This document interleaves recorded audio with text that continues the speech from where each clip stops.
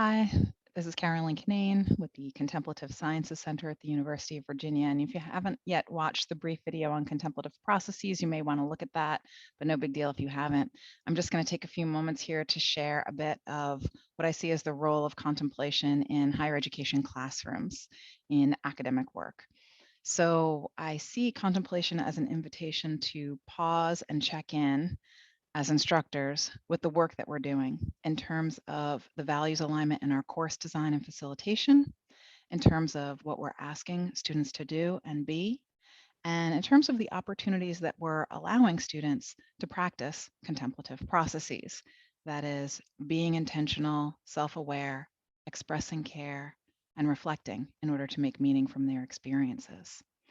So, contemplative inquiry I see as a complement to critical thinking, creative expression, problem solving, and ethical action.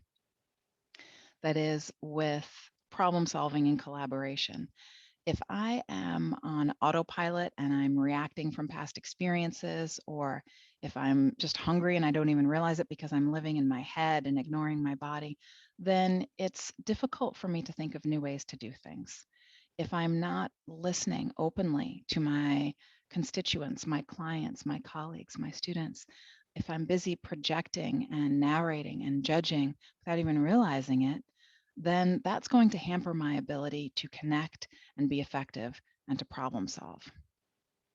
Similarly, if I've overdeveloped one aspect of my critical capacities, what Peter Elbow calls the doubting game, then I might only be able to see the flaws and the mistakes and the gaps in proposals, arguments, articles, and I'll miss the opportunity to learn something new.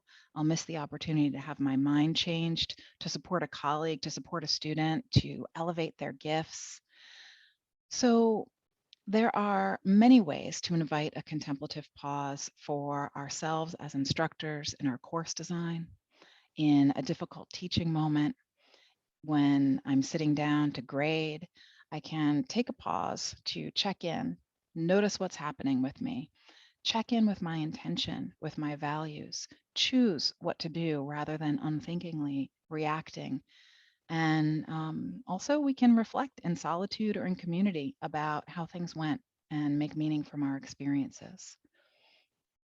I think there are also many ways to invite students into contemplative processes in ways that make sense for your values, for your contexts. I can design activities where students intentionally practice generosity or whatever disposition might complement the content and skills of a particular course. So I think instructors, we don't need to ask our students to meditate in class in order to bring contemplative processes to them. And in fact, I would say if you're uncomfortable with that or you don't have a practice, absolutely don't.